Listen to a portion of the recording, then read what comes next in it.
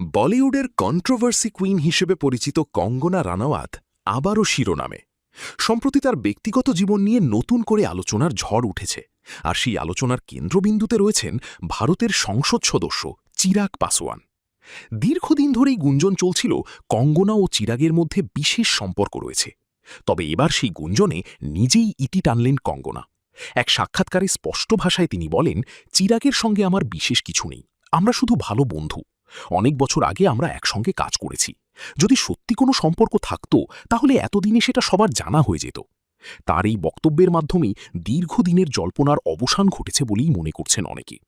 জানা যায়, প্রায় ১৪ বছর আগে ২০১১ সালে মিলে না মিলে হাম সিনেমার মাধ্যমে প্রথমবার একসঙ্গে কাজ করেছিলেন কঙ্গনা ও চিরাগ।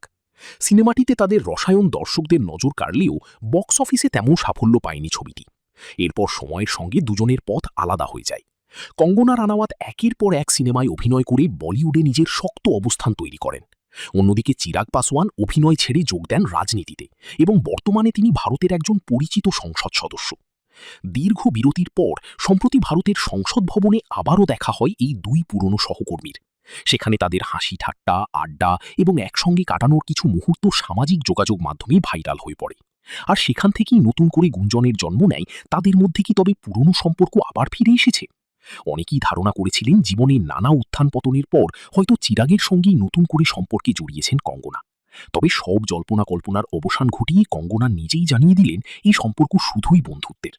সব মিলিয়ে বলিউড ও রাজনীতির এই দুই পরিচিত মুখকে ঘিরে তৈরি হওয়া গুঞ্জন আপাতত থেমে গেলেও তাদের বন্ধুত্ব যে এখনও অটুট সেটাই স্পষ্ট করে দিলেন কঙ্গনা রানাওয়াত।